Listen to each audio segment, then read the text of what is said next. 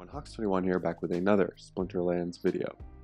So as you've probably heard, or maybe not, there are new ability-based daily focuses coming to the game today.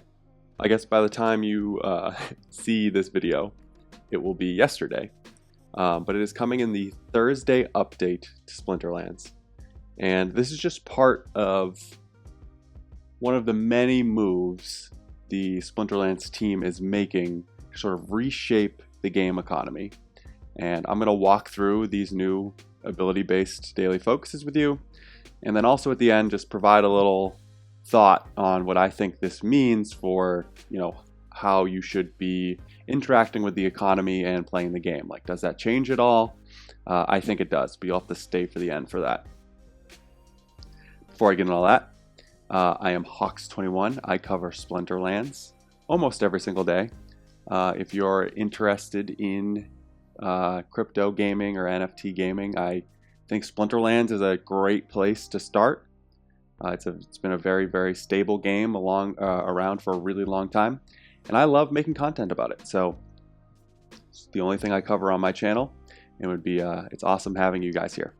All right, so I'm just going to quickly walk through all of these. I guess first I should say the other focuses still exist, right?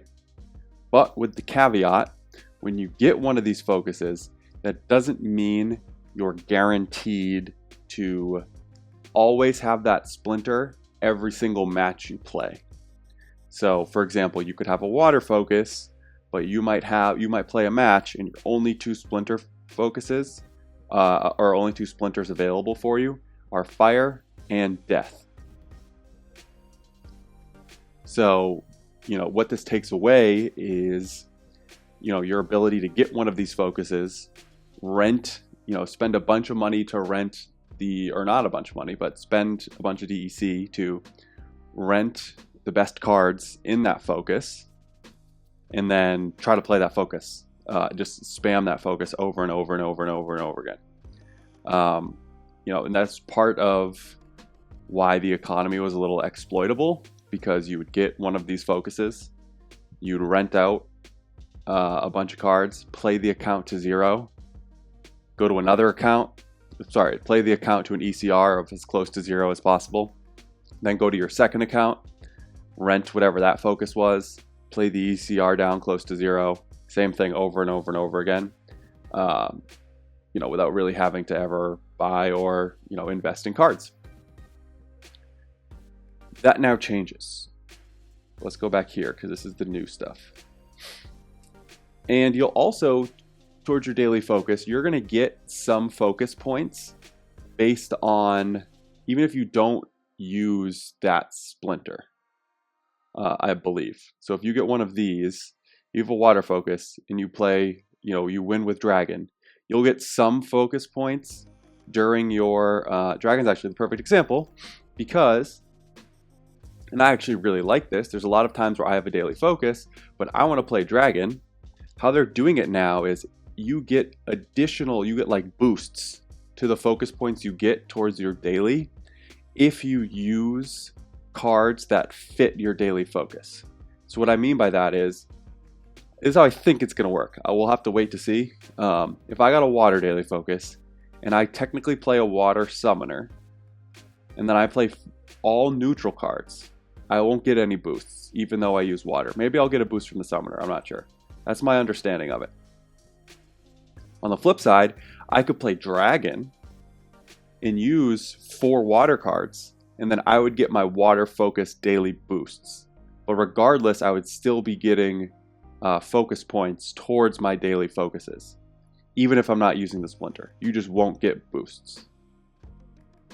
Okay, with that in mind, let's quickly read through these. I think this is gonna bring it's gonna be an extremely fun element to the game, right? You're not gonna just be like spamming the same splinter over and over and over again, the same cards over and over and over again. You're gonna be getting different splinters, you're gonna be getting different ability-based focuses, and you're gonna have to, learn new strategies. 'Cause that's the thing, right? Like here, stealth, I'm assuming you're gonna have to play like sneak for this one. Maybe you don't play a lot of sneak. this day, you're going to be forced to experiment with new sneak strategies. And I'm sure you're going to find ways to play the game that you hadn't thought about before or you never really tried. Yeah, I think it's gonna create a lot more fun and interesting gameplay for people as opposed to just playing the same lineup over and over and over again. All right, let's get into it. Anti-magic. Magic attacks are lethal from anywhere. They can cut through armor and find their mark against even the swiftest of targets. But Void, Phase, and Void Armor will dampen their effectiveness. Use any of these abilities to counter your opponent's magic attacks and win. Okay, so I assume they're all going to be sort of ability based like this, but if you were to get anti-magic, anytime you used a Void, Phase, or Void Armor monster, anyone you use during the battle, you'll get boosts to your daily focus. So if you play 3 Void monsters or 3 Phase monsters or 2 Void and a Phase monster and a Void Armor monster, that'll give you big boosts. I understand it as if it's like, you get boosts for win streaks and playing gold cards. I think you'll get boosts for playing anti-magic cards when you have the anti-magic daily focus. So Reflect. I'm not going to read all of the things, but it's going to be Backfire, Return Fire, or Magic Reflect monsters. Stealth, Sneak, Snipe, Opportunity. Anti-Melee, Thorns, or Retaliate. Ooh, that's a fun one. And so, like, when you're getting these, you're also going to have to, because remember, you get the one switch, right? There might be abilities you don't like using. Like, I just looked ahead. Nullify, Shatter, Cripple, and Dispel. I don't really use any of those abilities, like, specifically. So if I were to get Nullify, I would probably try to switch it out. But if I switched it out to something that's sort of like, I also don't use, that's going to force me to play in a different way than I normally would. Buffs. So this is Swiftness, Inspire, Protect, Strengthen. So that's a good one. I play a lot of Swiftness. Defend. Shield or Repair. So I'm just thinking I would probably use a bunch of life in that one. Use the Shield Bearer and all those repair monsters. Flying. So this one's just flying. That's probably an easy one because there's so many good flying monsters across all of the splinters. Disable. Piercing or Stun. That's interesting. So I wonder if... So how would it work if you play a summoner that gives everyone the ability that's in your daily focus? I'm imagining it, so I'm betting it doesn't count because I'm just thinking in the back to basics rules, or like if you were to play a sneak monster in a no sneak rule set, or any type of, like, if you were to play a sneak monster in an or back to basics rule set, it used to count as your sneak quest. Or if you were to do that, it was probably more likely you would do it with snipe. If you were to do a snipe archery monster in the no sneak or snipe rule set, it would still count. So I think they're just looking at the underlying abilities of the card. But that would be interesting because I have a Quid Yuff. So if I could just play Quid Yuff and all of my monsters get piercing, if that counted, that would potentially provide some extra value for that summoner. Exploits. Oppress, Giant Killer, Death Blow, or Knockout. Oh, got it. So these are all the damage multipliers. Interesting. That's cool. Fatalities. Bloodlust, Life Leech, Redemption, or Scavenger. Interesting. Healing. I bet this is going to be everyone's favorite. Tank Heal, Heal, Cleanse, or Triage. I don't remember the last time I played a battle that didn't have some of these. Ailments. Poison, Affliction, or Weaken. Impair. Demoralize, Silence. This is a good one. Headwinds, or Blind. And then Nullify, which we talked about. Probably my least favorite one. Scatter, Cripple, or Dispel. So yeah, these are the new abilities that are coming into the game. When you watch this, they would have came into the game yesterday. So you might already have some experience playing with these, and I'm sure you're going to see some stuff on Twitter and YouTube. But to wrap up, I want to talk quickly about what I think this means for the economy. And I think very clearly, this promotes owning your cards over renting decks. And I think it coincides nicely with the 2-day rental increase. So to me, there's sort of two things that are being worked on right now by the Splinterlands economy through the variety of changes. That's stopping bot farms. Again, there's a difference between, I'll probably make a specific video on this, but there's a difference between bot farms and high level, like I was about to call them intelligent, but like skillful bots that one account can use to play at a high level, right? It's a very important distinction in terms of, appropriateness of taking action, against, in terms of what Splinterlands has already stated their bot policy is. The bot farms are, exploit the game in a way that humans can't. The sort of gameplay bots, you could argue, do not. But again, that's going to be a different video. But that's one front. It's the bot battle. And then it's trying to balance making sure players are actually invested in the game, right? They don't want to create a game. And the rental market's important, and the rental market's huge.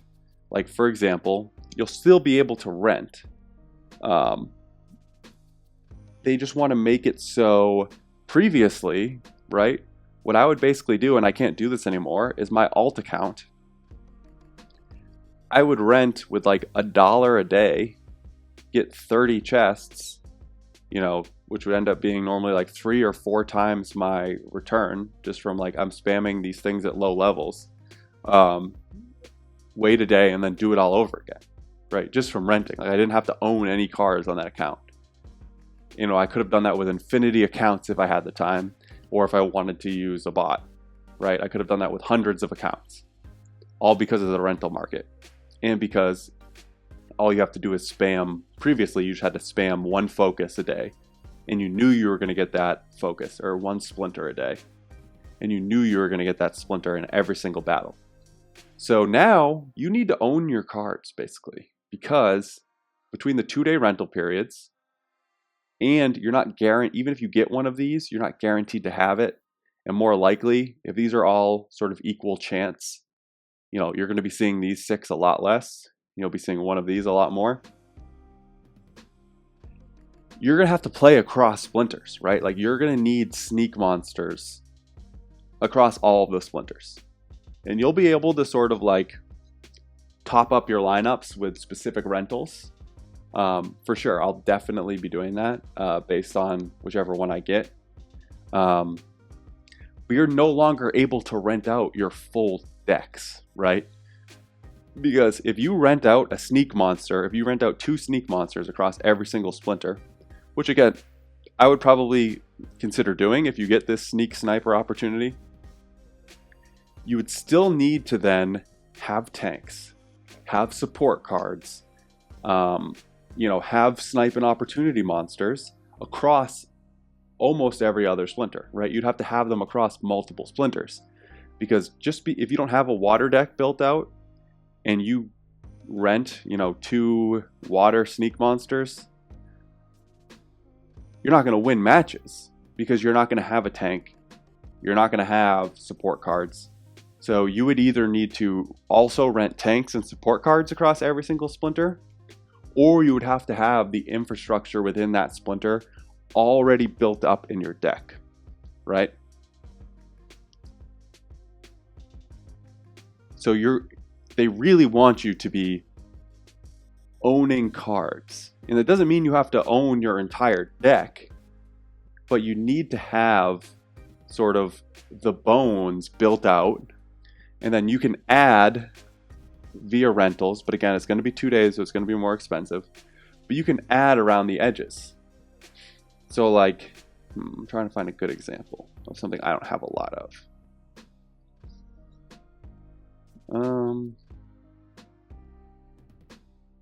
weaken. I don't have a lot of weaken monsters.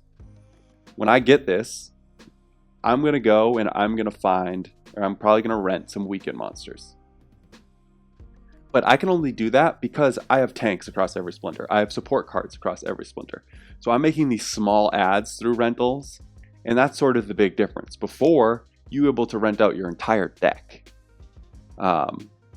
Because all you had to do was focus on the one splinter, wherever you got that day, and then some neutrals. But you can't do that anymore. So I think this is a great change for getting people to own their cards, which ultimately I think should be the goal. And I think the rental market should be for, specific ads. I personally don't think you want to get players actually invested in the game and allowing people to come in and rent their entire deck for a day. I'm talking about rent their lineups to actually play, not rent out their cards. But allowing people to come in, not really put much into the game at all, and then spend, $1 to rent out cards for 24 hours and dominate a daily focus and get, a couple dollars in rewards on average, is not healthy for the economy. And two, it doesn't promote people staying for a long time, because people who play the game that way, who haven't sort of built up equity in the game, have no incentive to stay, during a potentially difficult period, or, have no incentive to stay if you see a downturn, or no incentive to stay if there's a minor change in the game they don't like, right? Where if they do something to me, like, I'm invested, I'm in. So if they make a small change for me, I'm here because I own all of these cards, and it just creates a healthier economy. So as someone who owns almost all his cards and will rent around the edges here and there, I love this change. And, as someone who cares about the longevity of the game, I also love this change. I understand some people will be upset, the people who are sort of relying on the rental markets to get a bunch of rewards. You can't really do that anymore. You're going to have to start buying some cards. Maybe that means you have to level down a little bit and play in some lower levels, which I would suggest you do. Definitely suggest sticking in your level. Okay, I'm going to stop it there. Just interesting, fun changes coming to the game. I think they're doing a fantastic job with this reward system, and they're honestly making these changes very quickly and reacting to problems, which they deserve credit for. If you enjoyed this video, it would be awesome if you could like and subscribe. We just passed 1,000, and I want to keep pushing ahead. I really appreciate all of your support. Have a great day.